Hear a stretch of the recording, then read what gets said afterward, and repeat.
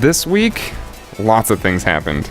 If you guys didn't see the latest, I think it's the third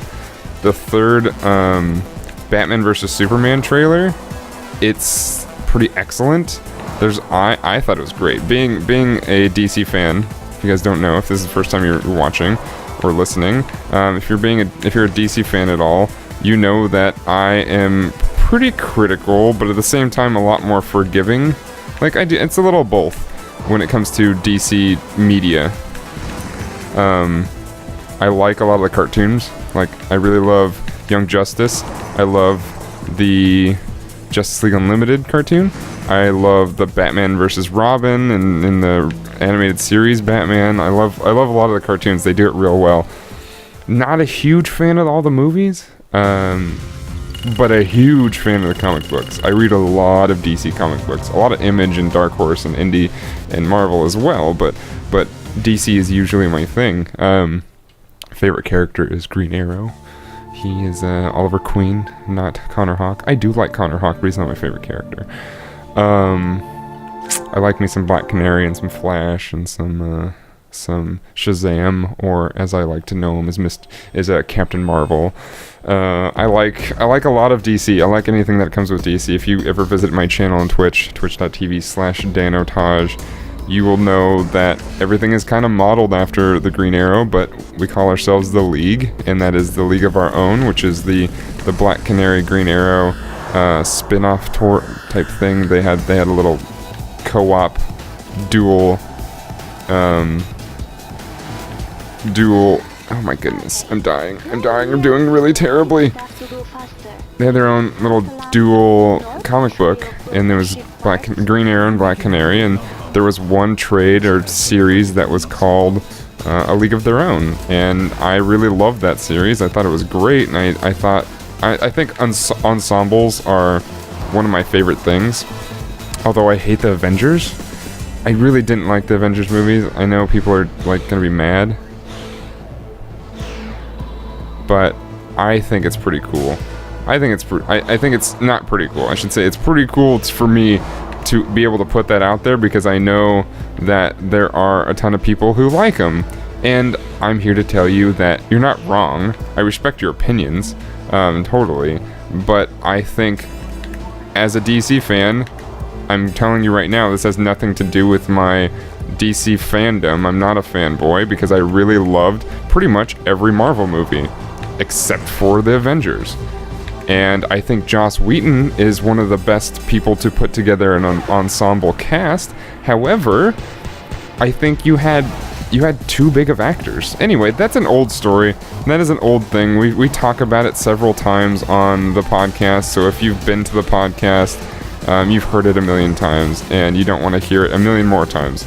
But my point is, now that we have the Batman vs. Superman trailer, the third one that just came out, we know now that things are looking good. There's a big contention on if people liked The Man of Steel.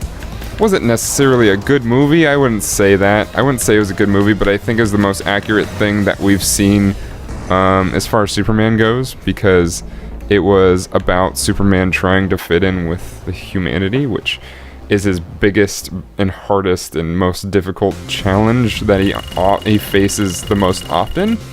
I mean, obviously he has Zod and he has Doomsday and he has all kinds of foes that he has to, and Lex Luthor and all that, and foes that he has to battle, but those are usually once every few months he has to do that.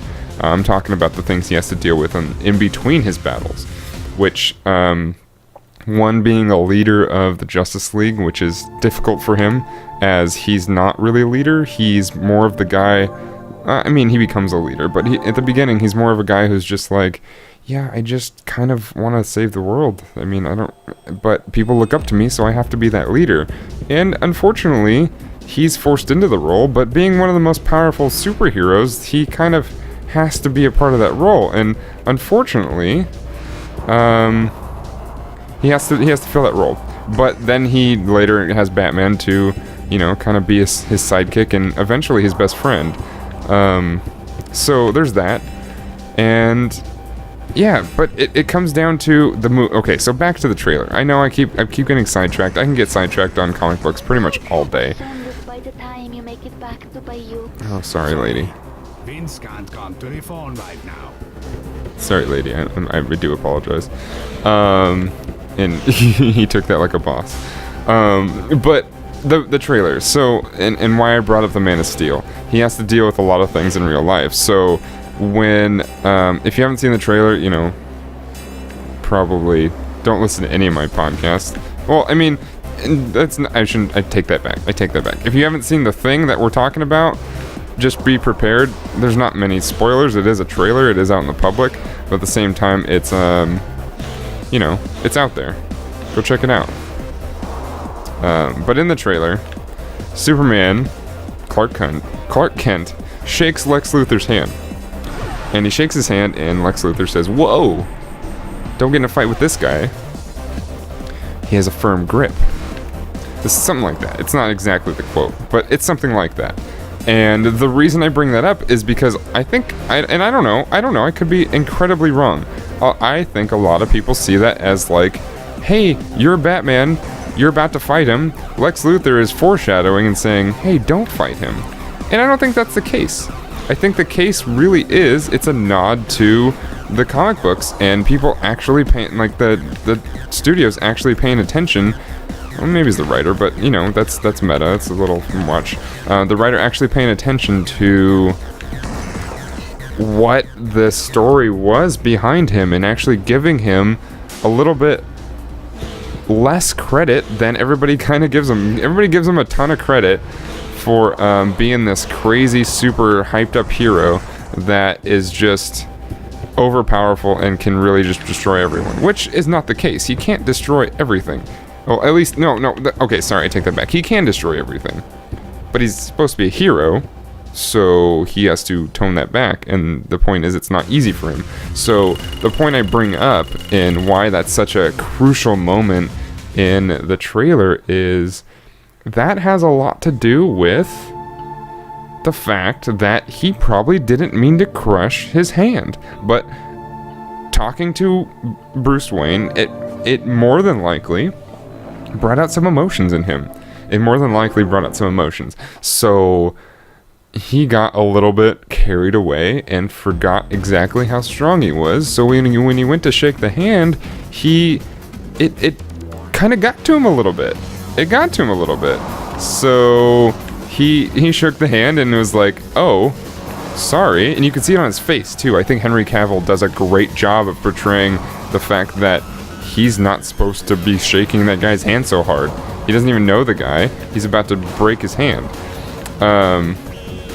So there's that. I think that was my favorite moment in the entire trailer.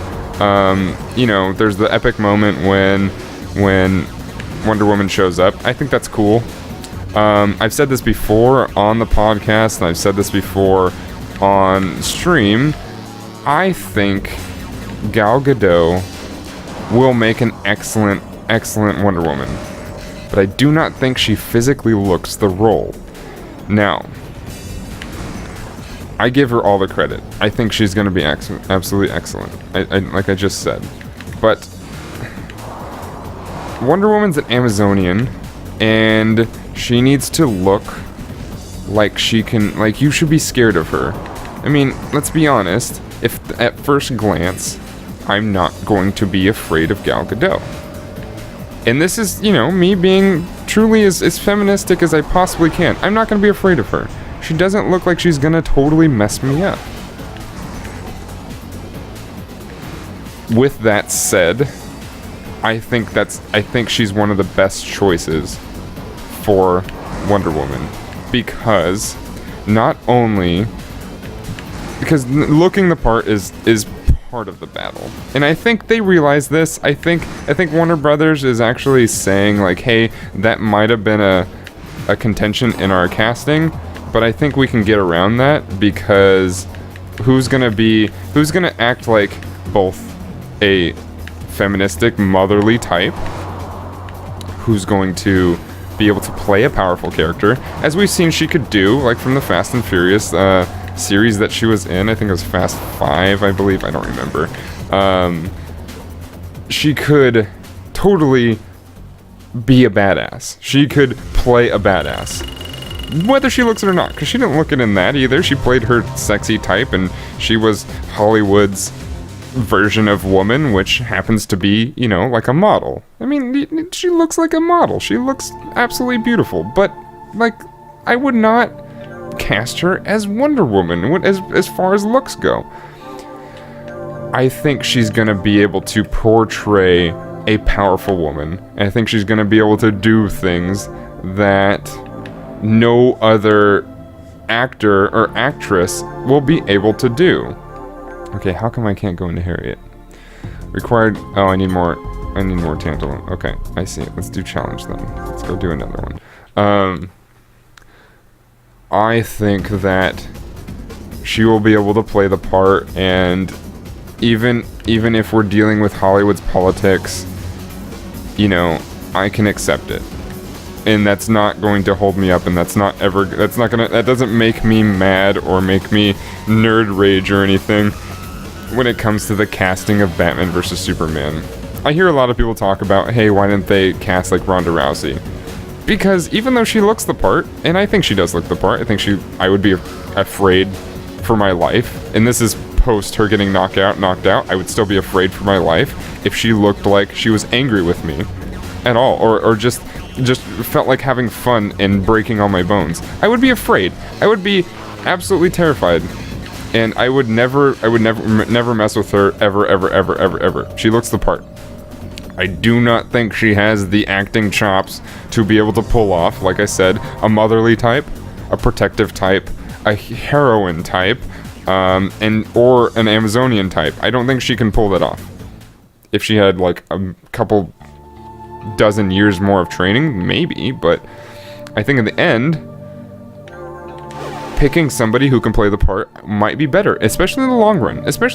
There's nothing that says that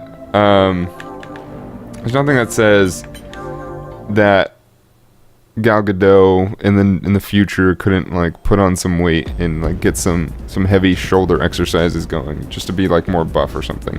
That's if she really takes on this part for the next, you know, decade, because that could happen. I mean, we've gotten pretty close with it with Robert Downey Jr. playing Iron Man.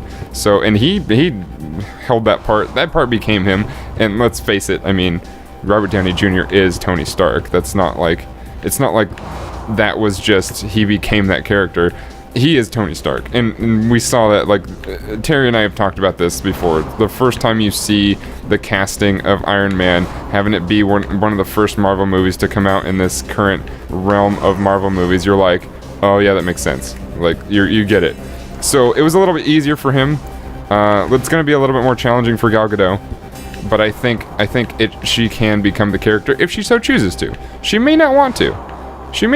Like, ever. She may just want to just do this movie, maybe another one, and kind of be done with it. You never know. So, there's nothing that says that she won't maybe put on, like, 10 pounds. Like, that's all it would take to make it look the part. Put on 10 pounds and maybe, like, her shoulders, or her neck, or even, like, I don't know, like, legs or something. I don't know what would really make her look the part. But if you look at like games like Injustice, which I think got Wonder Woman almost perfect, I would say perfectly accurate, or if you just look at the comic books themselves, I think you would have a case on your hand to hire somebody that looks like an Amazonian. But, you know, like I said, it's done, the movie's been shot, and I'm just waiting to see it, and the trailer was awesome.